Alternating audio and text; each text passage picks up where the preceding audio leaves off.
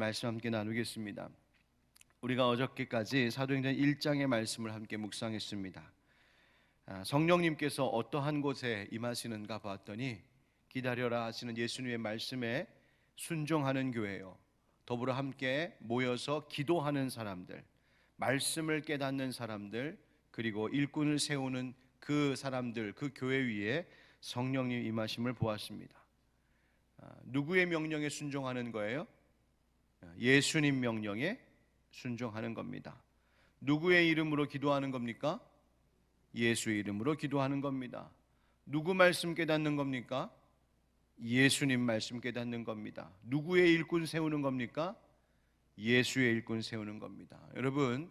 여러분들과 우리 하늘빛 광성교회가 모든 일에 있어서 예수 중심의 교회와 삶을 이루어내는 우리 되기를 간절히 바랍니다. 그렇게 순종하고 기도하고 말씀 깨닫고 일꾼 세우는 그 공동체 가운데 성령님께서 임하십니다. 특별히 여러분, 이 가룟 유다 때문에 비어버린 사도의 자리를 바로 마띠아라고 하는 인물로 채우게 되죠. 그 마띠아가 11사도의 수에 들어가게 됩니다.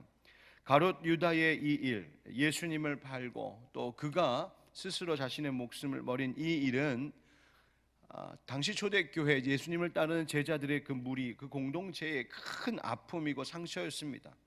3년 동안 같이 동거동락했던 그 사람이 그러한 일을 벌였으니 얼마나 그것이 아프고 큰 상처였겠어요. 그런데 마치 그 찢겨져 나간 살을 다시 새 살이 메우며 채워가듯이 지금 제자 공동체가 회복되어 가고 있는 모습입니다. 어떻게? 바로 말씀과 기도 속에서 이 교회 공동체가 아픔을 극복해 나가고 새로운 시작을 열고 있는 겁니다. 여러분, 우리 하늘빛 광성교회도 이런 초대교회와 같은 은혜가 있기를 간절히 바랍니다. 물론 우리 하늘빛 광성교회가 주님의 은혜로 늘 평안 가운데 있음이 얼마나 기쁘고 감사한지요. 그런데 여러분, 우리의 교회도 얼마든지 아픔이 있을 수 있다는 점을 간과해서는 안 됩니다. 교회는 얼마든지 아픔과 상처가 있을 수 있습니다. 공동체적으로 또 교회 안에서 신앙생활하는 개인에게도 상처의 아픔이 있을 수 있습니다. 그러나 초대교회 성도들이 보여주었던 것처럼 그 아픔이 말씀과 기도 안에서 주님께 순종하는 가운데에 늘 치료되는 은혜가 우리 교회와 여러분 삶에 있기를 간절히 바랍니다. 주님께서 초대교회의 이 제비뽑기 가운데 역사하셨던 것처럼, 마띠아를 뽑는 이 제비뽑기에도 역사하셨던 것처럼, 여러분, 우리의 모든 일 속에도 성령 하나님, 우리 주님께서 개입하셔서 상처를 치료하시고 새살이 돋게 하시고 아픔을 극복하게 하시는 그런 은혜가 우리 교회와 여러분과 그 가정 가운데 넘치기를 예수님 이름으로 축원드립니다. 하나님은 그렇게 우리에게 새 일을 시작하시는 하나님, 우리를 고치시고 새롭게 시작하시는 은혜 베풀어 주시는 하나님이십니다. 그런 관점에서 오늘 이 마가의 다락방 가운데 임하신 성령님, 그 성령님은 어떤 분이신가 한번 생각해 보려고 합니다. 한번 첫 번째 따라 하실까요? 새로운 날을 주시는 성령님. 이제 기도하던 약 120명의 제자들 위에 예수님께서 약속하신 대로 성령님이 임하셨습니다. 즉, 교회 역사 가운데 엄청난 사건이 지금 일어난 거예요. 그때를 1절 말씀은 이렇게 기록하고 있습니다. 오순절 날이 이미 이르매. 어떤 날에 성령님이 임하셨다고요? 오순절 날에. 제자들이 함께 기도하며 모이다가 하나님의 계획하신 바로 이때가 되었다는 말입니다. 여러분, 모든 일은 하나님의 때에 하나님의 계획에 따라 되어가는 겁니다. 우리에게도 하나님 그렇게 역사하시는 분이십니다. 사람의 조급함이, 사람이 서두르고 사람이 애쓴다, 조바심 갖고 행한다고 해서 일을 이뤄내지 못합니다. 오직 하나님의 때에 하나님의 계획 속에서 모든 일이 일어남을 믿습니다. 주님께서 성령님을 보내신 이때가 언제였냐면 바로 오순절이었어요. 여러분, 오순절이 어떤 날입니까? 유대인들에게 아주 중요한 절기 가운데 하나이죠. 6월절 지난 이후로 50일째, 49일이 지나고 50일째가 되는 날, 바로 그 날입니다. 최대 명절 중에 하나인 이 날은 이 6월절 후에 6월절이 지나고 49일, 그러니까 7일이 7번 지났다 해서 77절이라고 부르기도 하고요, 보리를 수확하는 그 시작이기 때문에 맥추절이라고도 부르는 때가 바로 이 오순절입니다. 그런데 이 오순절은 어떤 의미가 있었냐면 이스라엘 백성들이 40년 광야 생활을 마치고 가나안 땅에 들어가서 광야 생활 끝내고 새로운 이제 하나님 주신 그 땅에 정착하게 된 때를 기념하는 절기가 바로 오순절입니다. 그러니까 광야 생활 멈추고 정착한 때, 바로 그때를 기념하는 거예요. 정착해서 뭐 했겠습니까? 농사 지었던 것이죠. 그래서 농사를 짓기 시작해서 첫 곡식을 수확한 것에 대한 감사의 의미가 있는 날이 바로 오순절입니다. 하나님, 우리가 광야 생활을 마치고 이제 가나안 땅에 정착하여 농사도 짓게 하시고 수확도 얻게 하셨다. 그 감사가 있는 날이 바로 오순절이라는 거예요. 자, 그렇다면 성령님께서 오순절에 강림하셨다는 것이 우리 예수 믿는 자들에게는 어떤 의미겠습니까? 그렇구나. 이제 예수 그리스도를 믿는 사람들과 제자들의 공동체에 하나님께서 새로운 시작을 열어주셨음을 의미하는 것입니다. 이제 성령님께서 여시는 새로운 역사, 우리가 방황하고 아파하던 과거 역사가 끝나고 하나님께서 새로운 시작을 주시는 그 은혜가 있게 되었구나.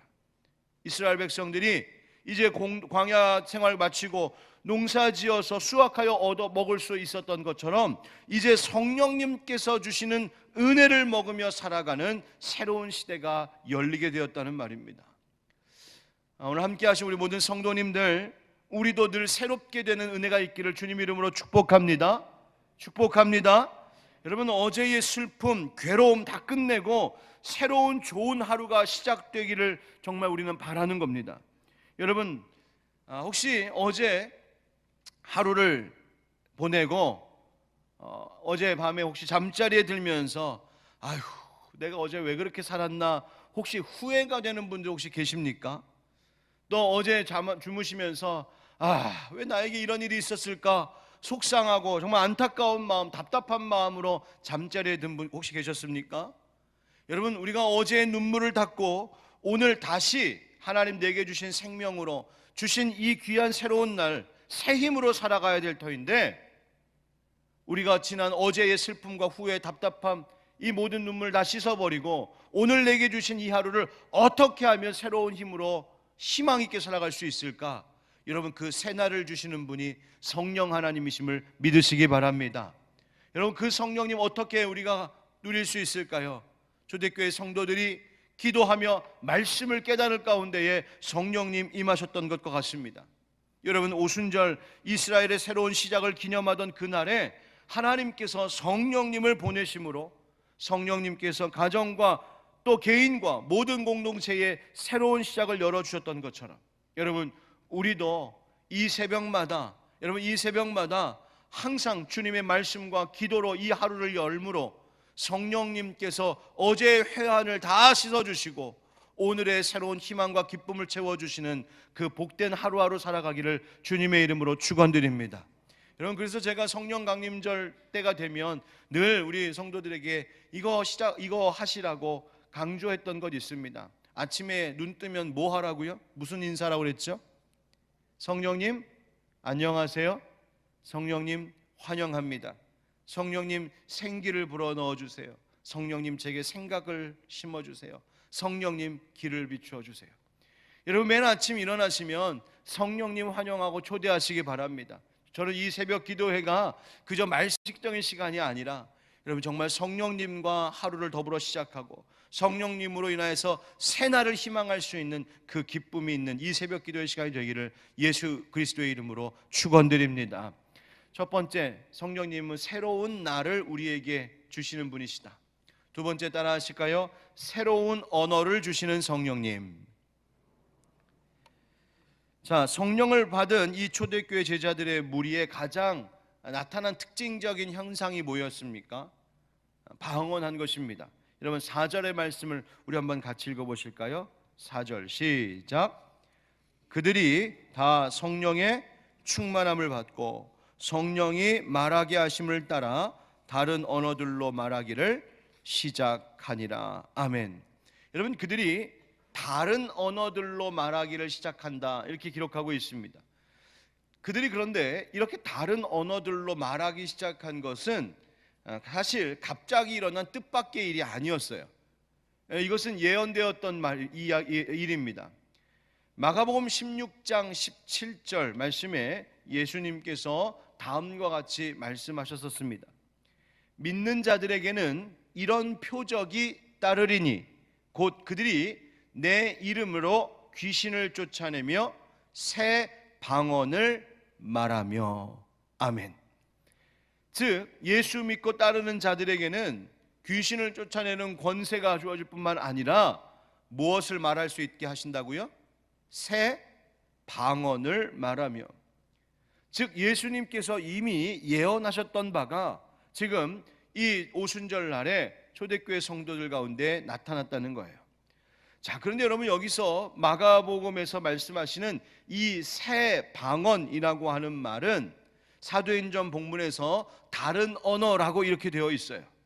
여기서 다른이라고 하는, 이 다른 언어라고 할 때 이 다른이라고 하는 말은 너와 내가 다르다라고 하는 말로 쓰일 때도 쓰이는 언어이지만, 사실은 여기서 다른 언어라고 하는 이것은 새로운이란 뜻이에요. 가이로스라고 하는 형용사가 쓰인 새로운, 혹은 한 번도 사용되지 않은 그런 말을 하게 되었다, 이 말입니다. 즉 초대교회 성도들 가운데 새로운 언어가 시작되었다는 거예요. 새로운 언어가. 여러분 기억하십시오. 성령님은 우리에게 새로운 언어를 주시는 분이십니다. 그런데 그 말이 무슨 뜻일까? 여러분, 언어라는 것이 뭘까요? 인간은 언어를 사용하여서 의사를 전달합니다. 또 어떤 집단의 구성원으로서 내가 함께 참여할 때에 언어로 서로 의사소통함으로 참여가 가능해집니다. 인간은 언어를 통해 생존하고, 언어를 통해 행동 양식을 학습하고, 언어를 통해 자신의 의사와 감정을 표현합니다. 상호작용이 일어나는 거예요. 정보 전달이 가능해지는 거예요. 무엇으로? 언어로. 그래서 여러분, 내 옆에 있는 사람이 어떤 사람인가 입 꽉 다물고 있을 땐 잘 몰라도 몇 마디 나눠보면 그 사람이 어떤 사람인지 금세 알 수 있습니다. 그렇죠? 그 사람이 말하는 것을 보면 그가 어떤 사람인 줄 알 수 있어요. 왜요? 말하는 것이 바로 그 사람 자체이기 때문이에요.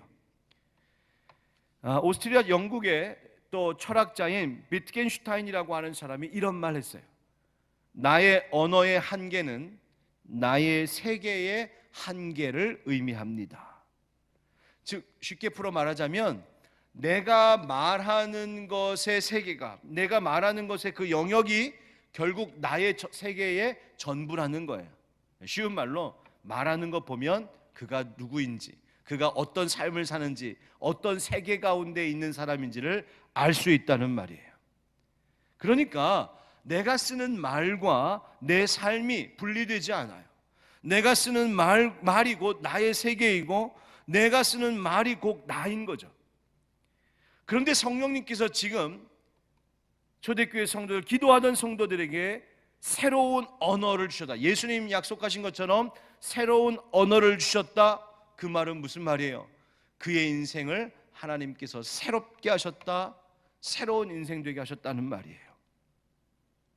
부정적인 말 하던 자를 긍정적인 말을 할 수 있게 하고, 상처 주는 말만 하던 자가 오히려 치료하는 입술이 되게 하시고, 남을 공격하던 인생이 위로하는 말을 할 줄 알게 되고, 하나님과 사람들에게 늘 원망만, 불평만 털어놓던 사람이 갑자기 감사와 찬송의 말을 하기 시작하고, 자신의 인생에 대하여서 후회만 가득했던 그 입술이 오히려 희망을, 비전을 말하는 입술이 되고, 불신, 하나님을 향한 의심의 말만 쏟아놓던 인생이 하나님을 믿는 믿음의 말을 하기 시작하고, 세상을 저주하던 입술이 오히려 세상을 축복하는 입술이 되게 하시는 분, 바로 그분이 우리 안에 계신 성령님이신 줄 믿습니다. 여러분, 성령님께서 우리에게 새 언어를 주셨어요. 어떤 언어를 가장 먼저 주셨냐면 바로 예수 믿는 믿음의 언어 주셨습니다. 고린도전서 12장 3절에 보면, 하나님의 영으로 말하는 자는 누구든지 예수를 저주할 자라 하지 아니하고, 또 성령으로 아니하고는 누구든지 예수를 주시라 할 수 없느니라 하셨습니다. 그러니까 우리가 예수님을 나의 주인이십니다, 나의 구세주이십니다라고 말할 수 있게 하시는 분이 누구시라고요? 하나님의 영 성령님이세요. 그분이 내게 예수 믿는다 하는 새로운 언어를 주셨다, 새로운 말을 주셨다. 그 말은 나에게 예수 믿는 새로운 세계를 열어주셨다는 거예요. 뿐만 아니라 여러분, 고린도전서 13장 1절부터 3절에 보면 이런 말씀 있습니다. 내가 사람의 방언과 천사의 말을 할지라도 사랑이 없으면 소리나는 구리와 울리는 꽹과리가 되고, 내가 예언하는 능력이 있어 모든 비밀과 모든 지식을 알고 또 산을 옮길 만한 모든 믿음이 있을지라도 사랑이 없으면 내게 아무것도 아니요 내가 내게 있는 모든 것으로 구제하고 또 내 몸을 불사르게 되릴지라도 사랑이 없으면 내게 아무 유익이 없느니라. 아멘. 여러분, 우리가 정말 가져야 될 진짜 중요한 언어가 사랑의 언어라는 거예요. 예수 사랑하는 언어, 교회 사랑하는 언어, 이웃을 사랑하는 언어, 내 가족과 내 친지와 내 동료들, 내 주변 사람들 사랑하는 그 언어, 성령님께서 그 언어를 심어주시는 거예요. 여러분, 바로 그렇게 살게 하신다는 거죠. 여러분, 오늘도 성령님께서 내 입술과 내 마음 가운데 심겨주시는 천국의 언어를 담고 가십시오. 그래서 오늘 하루를 살 때 누구를 만나든 천사의 방언뿐만이 아니라 사랑의 언어를 말할 수 있는 믿음의 사람들, 성령의 사람들 되시기를 예수 그리스도의 이름으로 축원드립니다. 아멘. 세 번째, 성령님 어떤 분이시냐면, 따라하겠습니다. 새로운 기쁨을 주시는 성령님.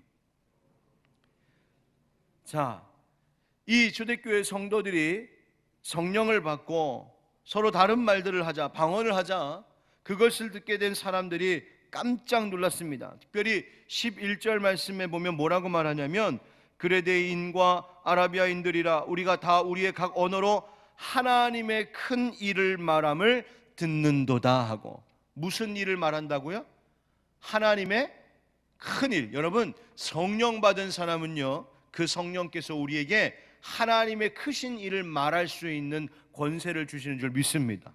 성령 받은 사람들이에요. 하나님의 말씀의 능력, 하나님의 말씀의 성취를 선포할 수 있는 그 마음을 주신다는 거예요. 그런데 그것을 들은 사람들이 놀랐습니다. 어떤 사람들은 조롱했어요. 그래서 뭐라고 말했냐면, 그들이 새 술에 취하였다 하니라. 여러분, 술에 취한 것이 아니라 사실은 그들이 성령께서 주시는 기쁨에 취해 있었던 겁니다. 여러분, 사람들이 왜 술을 마시고 술에 취할까요? 세상 근심 잊어버리고 즐겁고 싶은 마음, 기쁘고 싶은 마음에 술에 취합니다. 술에 취하면 잠시 즐거운 것 같습니다. 그러나 그것이 절대로 영원하지 않습니다. 영원한 참 기쁨은 성령님 주시는 겁니다. 사람들이 왜 술을 마시고 술에 취할까요? 두려울 때 그렇습니다. 왜요? 술에 취하면 겁이 없어지기 때문이에요.